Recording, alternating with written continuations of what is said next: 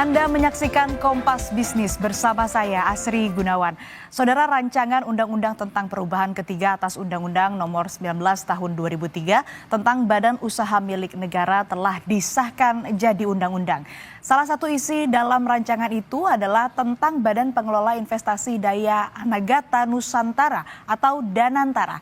Artinya, lahirnya Danantara ini semakin dekat dengan realisasi. Presiden Prabowo Subianto bahkan sudah 2 kali bilang Danantara meluncur 24 Februari tahun 2025. Danantara wajib memiliki modal minimal 1.000 triliun rupiah. Ketentuan ini mengacu pada daftar inventarisasi masalah atau DIM dalam RUU yang sama dan sudah disepakati pemerintah dan Komisi 6 DPR.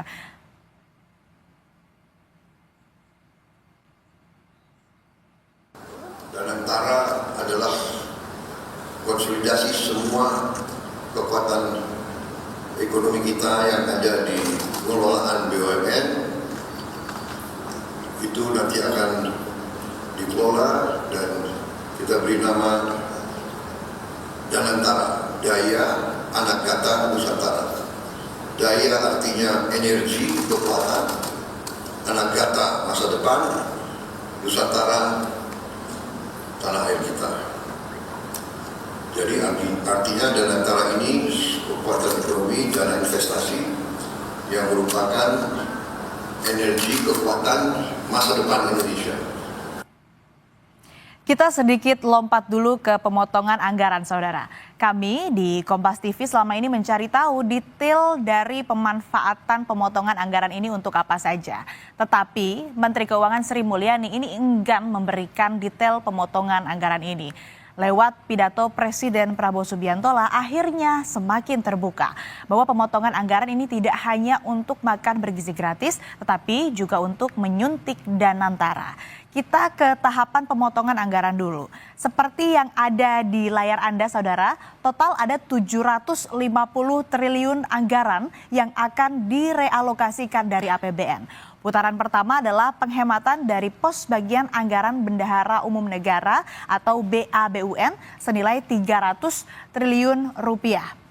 BABUN ini merupakan anggaran yang langsung dikelola oleh Menteri Keuangan dan tidak berada di bawah pos anggaran kementerian dan lembaga atau KL tertentu. Potongan tahap kedua berasal dari kementerian lembaga di luar Kementerian Keuangan dengan nilai 250 triliun rupiah. Semula potongan anggaran ini direncanakan 306 triliun rupiah, kemudian bertambah jadi 308 triliun. Tetapi 58 triliun rupiah ini dikembalikan. Jadilah potongan tahap 2 bersih menjadi 250 triliun rupiah. Kita lanjut ke tahap ketiga, saudara. Penghematan anggaran berasal dari dividen BUMN. Dividen BUMN ini ditargetkan 300 triliun rupiah, tapi 100 triliun dikembalikan ke BUMN untuk jadi modal. Jadi dividen bersih yang disetor ke Presiden ini hanya 200 triliun rupiah. Dari pos inilah terkumpul 750 triliun rupiah. Bagaimana detailnya? Kita ke data berikut.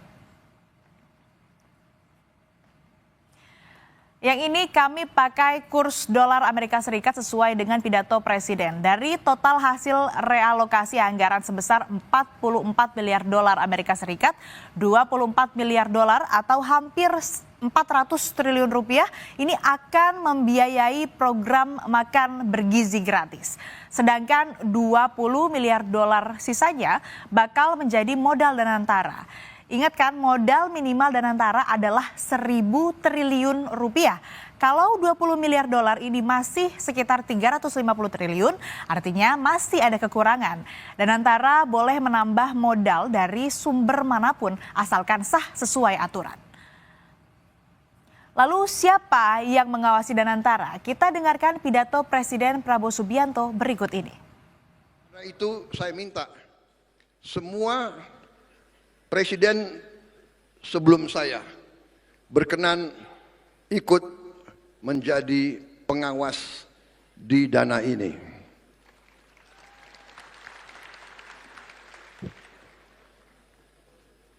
Saya juga berpikir kalau perlu pimpinan NU, pimpinan Muhammadiyah pimpinan mungkin dari KWI dan sebagian yang lain ikut juga membantu mengawasi. Kata Presiden Prabowo Subianto, total aset yang dilebur ke Danantara ini mencapai sekitar 980 miliar dolar Amerika Serikat. Atau kalau kita konversi ke rupiah, nilainya hampir ke 15.000 triliun. Ada dana kelolaan hampir 15 kuadriliun rupiah, di layar ditulis AUM, itu artinya aset under management. Siapa saja yang akan dilebur? 1, ada Lembaga Pengelolaan Investasi dan ada Indonesia Sovereign Wealth Fund atau Indonesia Investment Authority dan BUMN Blue Chip atau kualitas paling atas, yaitu Bank Mandiri, Bank Rakyat Indonesia atau BRI, PLN, Pertamina, BNI, Telkom, dan Main ID. Lalu siapa yang akan memimpin Danantara? Kita ke data berikutnya. 3 nama mencuat di bursa kepemimpinan Danantara. Pertama adalah Rosan Perkasa Roslani atau yang saat ini menjabat sebagai Menteri Investasi dan Hilirisasi atau Kepala BKPM. Rosan Roslani sebelum masuk ke kabinet juga pernah menjadi Duta Besar Indonesia sekaligus pengusaha. Kemudian yang kedua ada Mulyaman Darmansyah Haddad yang saat ini masih menjabat sebagai Kepala Danantara. Mulyaman sebelumnya juga merupakan Duta Besar Indonesia, Kepala Otoritas Jasa Keuangan atau OJK, dan berkarir di Bank Indonesia. Jadi kalau secara regulasi, Pak Mulyaman ini sangat disegani pasar. Kemudian saudara, nama ketiga adalah Pandu Syahrir. Orang mungkin mudah mengingat Pandu karena ponakan Luhut Panjaitan yang saat ini menjadi Ketua Dewan Ekonomi Nasional. Pandu merupakan orang market dan banyak menjabat di sejumlah perusahaan. Nah saudara, usai jeda, Kompas Bisnis akan kembali masih dengan ulasan mengenai Super Holding Danantara bersama Direktur Next Indonesia Center Heri Gunawan. Jadi tetaplah bersama kami.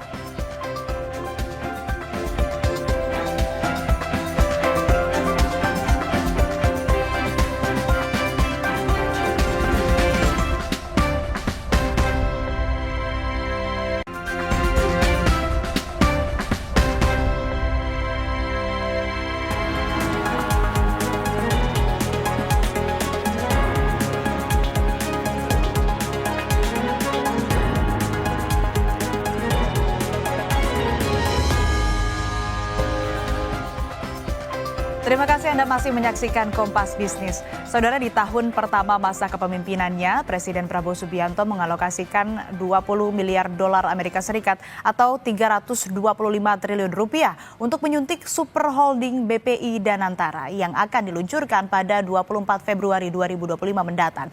Lebih lengkap kita akan bahas bersama Direktur Next Indonesia Center Heri Gunawan. Selamat pagi Pak Heri, apa kabar? Selamat pagi Mbak, kabar baik.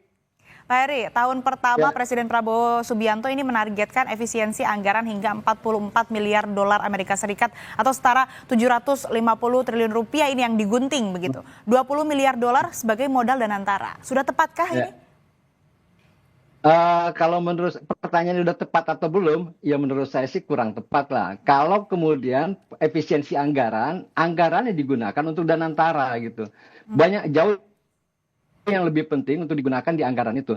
Danantara itu sudah cukup punya. Misalnya gini, kalau Danantara mengelola 7 aset BUMN saja yang sudah dipanggil ya, kayak Pertamina, Telkom, PLN, kemudian Bank Mandiri gitu ya, dan kawan-kawannya itu dia punya kas dan setara kas itu 740 triliun. Hampir 800 triliun dengan aset yang sekitar mungkin kira-kira tahun 2024 di kuartal pertama itu sekitar 9.600 triliun. Nah, itu sudah cukup gitu ya, bisa digunakan oleh Danantara. Jadi tidak perlu tambahan modal karena kan kayak di INA itu kan juga waktu dia berdiri dapat 75 triliun dari pemerintah dan sekarang INA itu akan diabsorb kan di dalam Danantara. Jadi kalaupun tambahan modal itu ya nggak perlu juga sebesar itu. Mau ngapain? Kan yang diminta dari Danantara itu adalah bagaimana menggandakan aset BUMN itu dengan cara dikonsolidasikan, ya kemudian digandakan, akan memberikan manfaat sebesar-besarnya terhadap perekonomian serta kepada masyarakat. Gitu. Bukan kemudian dikasih modal baru yang begitu besar gitu. Terlepas dari kata Presiden ini kan tujuannya memang untuk meningkatkan daya saing ekonomi dan juga investasi, makanya mungkin menambahkan anggaran atau menyuntikkan anggaran lebih besar kepada Danantara. Artinya memang angkanya tidak perlu sebesar itu, Pak Heri. Betul. Karena gini Mbak, yang dipentingkan itu kan bukannya uang Danantara besar. Yang dipentingkan itu, ini ADB, itu pernah bikin studi tahun 2015 itu yang paling penting itu kan kalau di kita itu di perekonomian kita itu disebut itu sebagai ini apa namanya penanaman modal tetap bruto gitu ya kalau di dalam PDB itu. Jadi yang dibutuhkan itu adalah investasi yang ada di sektor real. Jadi bagaimana Danantara itu melakukan mengkapitalisasi modal yang dimiliki di BUMN itu menjadi investasi. Nah, kalau rasio investasinya terhadap PDB besar, katakanlah kalau dari studi ADB tadi itu tahun 2000 sampai tahun 2013 itu rata-rata rasio antara investasi terhadap PDB itu Cina itu sekitar 43%. Nah, hasilnya pertumbuhan ekonomi Cina itu di atas 9% rata-rata per tahun. Pada periode yang sama, Indonesia itu rasio investasi terhadap PDB-nya itu 27%. Rata-rata pertumbuhannya per tahun 5,4%. Nah, sekarang belum beranjak jauh. Kalau data terakhir dari BPS, itu kan rasio investasi terhadap PDB kita masih 29%. Nah, itu artinya kan memang dana yang masuk untuk diinvestasikan di sektor real ya, bukannya portofolio pasar keuangan, di sektor real itu masih punya keterbatasan. Nah, disitulah fungsinya Danantara yang melakukan akselerasi. Dari dana ini, Danantara harus mikir mau investasi di mana, kemudian mengundang mitra segala macam. Danantara bukan hanya menggemukkan BUMN, tapi memanfaatkan itu menjadi investasi sehingga menyerap tenaga kerja, menambah kekayaan per kapita masyarakat kita gitu. Oke, Pak Heri, kan Danantara saat ini juga punya payung hukum Undang-Undang BUMN yang disahkan pada 4 Februari lalu. Nah, ada dana kelolaan hampir 15 kuadriliun rupiah. Nah, apa nilai positif dan risiko dari risiko pengelolaan aset jumbo ini? Kalau risikonya sudah pasti moral hazard. Moral hazard itu bayangin duit sebanyak itu kita dikelola tiba-tiba kaget, itu kan biasanya diselipin. Menyelipkannya itu begini Mbak, menyelipkannya kalau ditaruh di kantong itu kan nggak mungkin, terlalu besar gitu ya. Tapi cara menyelipkan itu gini, kalau saya mau nakal, kalau saya pengelola Danantara, saya misalkan investasi di katakanlah di sektor tertentu, di sektor X gitu ya. Saya ajak aja perusahaan teman saya atau perusahaan keluarga saya itu bareng-bareng investasi di situ dengan jaminan saya sebagai orang Danantara dengan aset yang besar. Nah, ini kan moral hazard. Tapi dia juga punya potensi besar. Tapi ada positifnya, mudah-mudahan tidak ada moral hazard itu. Nah, disitulah fungsinya Dewan Pengawas. Kita dengan modalnya semakin besar itu akan menjadi underlying aset itu ketika Danantara membutuhkan pendanaan, misalnya dia menerbitkan bond, atau dia mendapat pinjaman bilateral dengan bank misalnya, itu suku bunganya menjadi sangat rendah. Kalau PT Pertamina sendiri sebagai contoh, mau menerbitkan bond, maka investor akan minta suku bunganya 6-7% ya setahun. Tapi kalau dengan Danantara, karena asetnya menjadi lebih besar digabung dengan Telkom, dengan yang lain-lain, maka suku bunganya nggak lagi 6-7%, bisa jadi 4-5%. Kenapa? Karena risiko gagal bayarnya semakin tipis. Jadi buat investor lebih aman gitu. Jadi itu positif dan negatif. Yang negatifnya kita khawatirkan pada moral hazard gitu. Oke, kemudian ini kan lembaga ataupun juga kementerian ataupun juga lembaga ini pasti ada pengawasannya begitu. Presiden Prabowo Subianto juga sudah mengajak presiden sebelumnya, Presiden Susilo Bambang Yudhoyono, Presiden Megawati, Presiden Jokowi, lalu organisasi masyarakat NU dan Muhammadiyah untuk ikut mengawasi Danantara. Bagaimana menurut Anda ini, Pak Heri? Ya, itu yang buruk. Kalau buat itu awal informasi yang buruk. Sekarang gini, kalau seluruh mantan presiden diminta untuk mengawasi Danantara, jangan lupa loh, mantan presiden kita itu hanya satu, Pak Jokowi, yang tidak berpartai. Pak SBY itu aktif di pengurusan Partai Demokrat. Ibu Mega aktif di pengurusan Partai PDI Perjuangan. Loh, mereka ini suruh ngawasin Danantara. Itu artinya itu pemerintah itu samanya mengabaikan regulasi yang mereka buat sendiri, bahwa pengurus BUMN itu tidak boleh dari partai politik. Itu sama aja dia artinya menelan ludah sendiri. Nah itu hati-hati nggak jadi nggak, menurut saya nggak perlu itu. Jadi kalau mau ngawasi boleh diawasi, tapi jangan masuk di dalam struktur. Awasi dari jauh aja gitu. Nah, begitu juga ormas, kerahkan aja seluruh anggotanya, awasi ya Danantara, tapi awasinya dari luar struktur. Jangan masuk di dalam struktur. Kalau masuk di dalam struktur, ya itulah awal kerusakan Danantara. Oke, artinya turut mengawasi boleh, tapi dari luar, jangan masuk ke dalam struktur, karena mungkin dikhawatirkan akan ada konflik of interest, begitu maksudnya? Betul, bisa ya. Satu pertama tadi, dan itu samanya Danantara ditempelin dengan dunia politik gitu. Yang kedua, duit sebesar itu, Mbak, itu nanti banyakkan yang ngemil gitu segala macam. Jadi mohon maaf, saya misalnya ketua organisasi X, saya masuk di dalam Danantara. Tolong dong CSR-nya Pertamina kirimin ke sana, ke organisasi saya maksudnya. Tolong dong ke situ, ya itu kenalan saya, itu kan rusak jadi kayak menurut saya kayak gitu. Janganlah, kasih aja profesional gitu. Kita banyak orang-orang pintar di kita itu. Oke, Pak Heri, ini kan juga banyak tadi seliweran begitu ya nama-nama yang kemudian digadang-gadang atau santer disebut akan menjadi pemimpin pengganti Danantara. Tapi sekarang kan masih ada yang memimpin begitu ya, Pak Mulyaman Hadad. Namun belakangan muncul beberapa nama seperti Menteri Investasi Rosan Roslani dan juga pengusaha Pandu Syahrir. Kalau dari Anda sendiri, bagaimana melihatnya perubahan struktur kepemimpinan Danantara ini, apakah tepat dilakukan saat ini? Kalau menurut saya sih memang benar ada rumor pengen pergantian Danantara. Tapi saya menduga bukan pergantian sih, Mbak. Karena gini, ketika Pak Prabowo memilih Pak Mulyaman sebagai kepala Danantara, memilih Pak Rosan sebagai Menteri Investasi, itu Pak Prabowo pasti sudah menerima banyak masukan dan sudah banyak pertimbangan dan punya ekspektasi terhadap Pak Rosan, terhadap Pak Mulyaman, terhadap Pak Pandu di Dewan Ekonomi Nasional. Nah, menurut ini saya yakin udah ada. Kalau itu kemudian ada, jadi Pak Rosan ini kan baru bekerja 3 bulan sebagai Menteri Investasi. Pak Mulyaman belum bekerja di Danantara karena badannya belum ada. Pak Pandu ya mungkin sudah bekerja di Dewan Ekonomi Nasional. Biarkan mereka bekerja di posisinya sekarang dulu. Jadi sebaiknya kalau menurut saya jangan ada pergantian. Jadi yang saya khawatirkan yang isunya muncul itu adalah bukannya pergantian kepala Danantara, karena Pak Prabowo tuh nggak mau dong dia rusak reputasinya. Ya saya yang milih, ibaratnya gitu kata Pak Prabowo. Masa tiba-tiba saya mengganti sendiri, itu kan artinya ada reshuffle. Nah yang paling memungkinkan kalau mau ada kompromi mereka itu, Pak Mulyaman di Danantara misalnya, sebagai kepala BPI Danantara. Nah kemudian Danantara itu kan nanti akan mengelola BUMN. Nah BUMN itu kan ada yang orientasi profit, ada yang berorientasi layanan sosial atau layanan publik.